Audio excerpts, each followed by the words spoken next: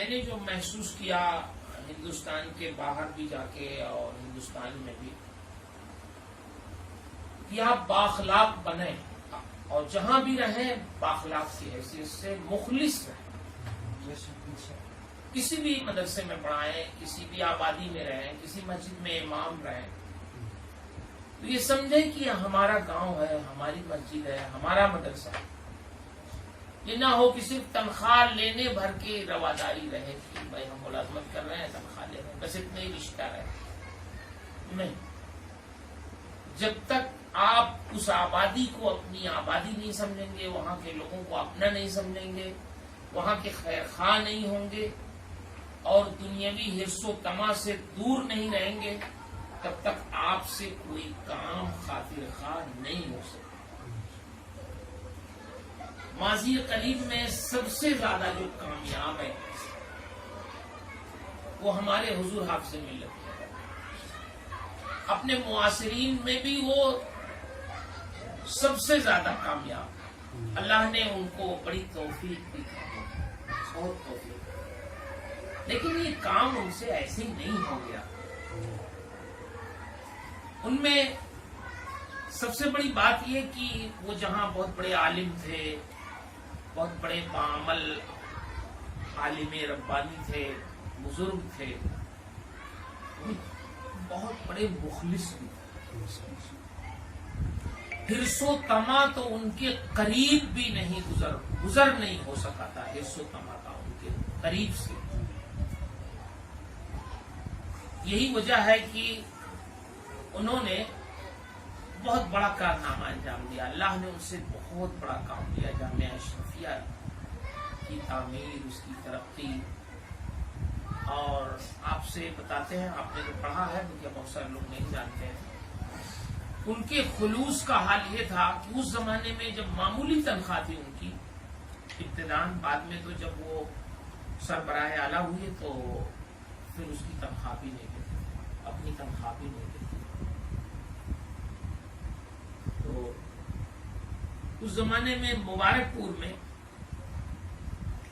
اگر کہیں جاتے کہ کوئی لے آتا اپنے بچے کو کہ حضرت اس کا نام رکھ دیجیے، تو نام رکھوائی کچھ لوگ 8 آنا، 1 روپیہ، 1.25 روپیہ دیتے. ظاہر ہے کہ یہ پیسہ کیسے آپ کہیں نکاح پڑھاتے ہیں تو پیسہ نکاح پڑھانے والے کا ہوتا. وہ پیسہ حقیقت میں حافظ ملت علیہ الرحمہ کا تھا،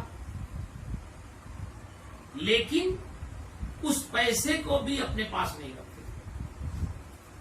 قاری صاحب کو یا جو ناظم ہوتے ان کو بلاتے اور کہتے اس کی رسید کاٹو، تو اس 8 آنے 1 روپے کی بھی وہ رسید کٹوا دیتے.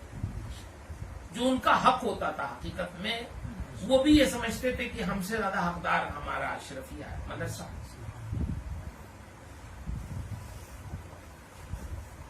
مبارک پور میں جلسے ہوتے ہیں، میلاد ہوتی. میں الحمدللہ بہت پڑھتا ہوں میلاد. میں سمجھتا ہوں شاید اساتذہ میں سب سے زیادہ میں مبارک پور میں میلاد پڑھنے جاتا ہوں. اور اب تو کئی اساتذہ آ گئے ہیں ایسے نئے جو ماشاءاللہ بہت اچھی تقریریں بھی کرتے جاتے ہیں. تو اب میرا آنا جانا تھوڑا کم ہو گیا، مجھ کو بڑی عافیت ہو گئی. تو لیکن میں جاتا ہوں، منع نہیں کرتا کسی سے. اگر میرے پاس موقع ہے تو میں ضرور جاتا ہوں.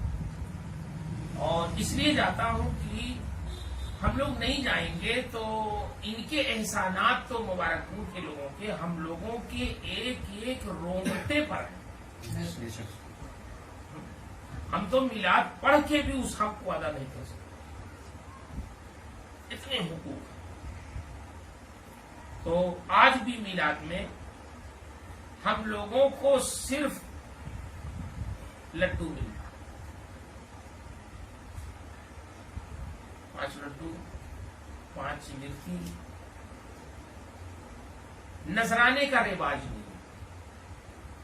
اور یہ کیوں نہیں ہے اب بات سمجھ میں آتی ہے. ہو سکتا ہے کوئی میلاد پڑھتا ہو اس کو نہ نذرانہ ملتا ہو تو اس کو تکلیف ہو، لیکن اس کی گہرائی میں آپ جائیں، یہ سب حضور حافظ ملت علیہ الرحمہ کا بنایا ہوا طریقہ ہے. اگر حافظ ملت مبارک پور میں نذرانہ لیتے تو ہمیں بھی آج نذرانہ مل جاتا. لیکن اگر وہ نذرانہ لیتے تو اشرفیہ کے لیے چندہ نہیں دے پاتے، پھر اشرفیہ نہیں بنتا. حافظ ملت نے اپنے نجی مفادات کو جامعہ اشرفیہ کے لیے قربان کر دیا، تب جامعہ اشرفیہ بنا. آج دوسرا جامعہ اشرفیہ نہیں بن پا رہا. کیوں؟ ایسے بھی ہیں، سب کچھ ہے، لیکن اپنے مفادات کو کوئی قربان کرنے والا بھی تو ہو کہ جو اپنے آپ کو 100% فنا کر دے. یہ بڑا مشکل کام ہوگا. دیکھیے ہم بھی سن جاتے ہیں، یہ بہت دل گردے کی بات ہے کہ کہنے کی نذرانہ نہیں لیں گے، آپ چندہ دے دیجیے اشرفیہ. دل گردے کی بات ہے، یہ بہت مشکل کام ہے، ہو نہیں پاتا. اور یہی جو ہم لوگوں سے نہیں ہو پاتا تھا ہو پا رہا ہے.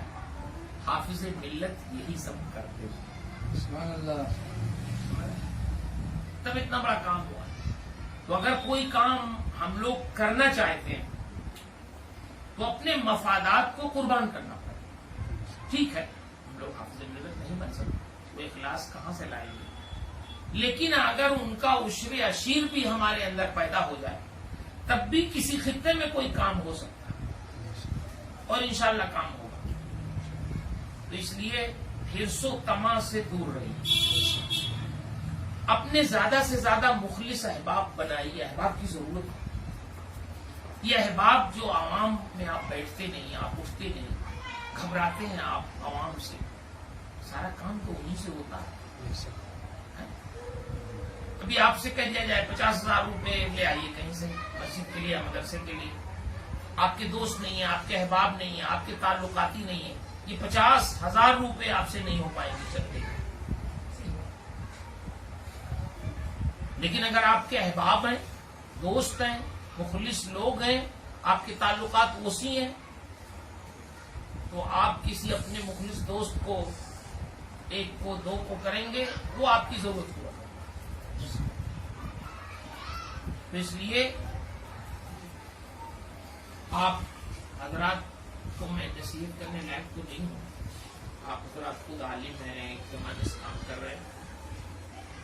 لیکن جو میں نے اپنے بزرگوں کو دیکھا اور کچھ اپنے ذاتی تجربات جو میں نے یہاں سے لے کے امریکہ تک یا ہندوستان کے مختلف شہروں میں دیکھا، اور جن شخصیتوں کو میں نے دیکھا کہ جو کامیاب ہے، جب ان کو تھوڑا قریب سے دیکھا تو سمجھ میں آیا کہ جتنے لوگ بھی کامیاب تھے اور انہوں نے کچھ کام انجام دیا تو اپنے کاموں میں مخلص تھے، حرص و طمع سے بہت دور تھے، اور باعمل تھے، نیک تھے.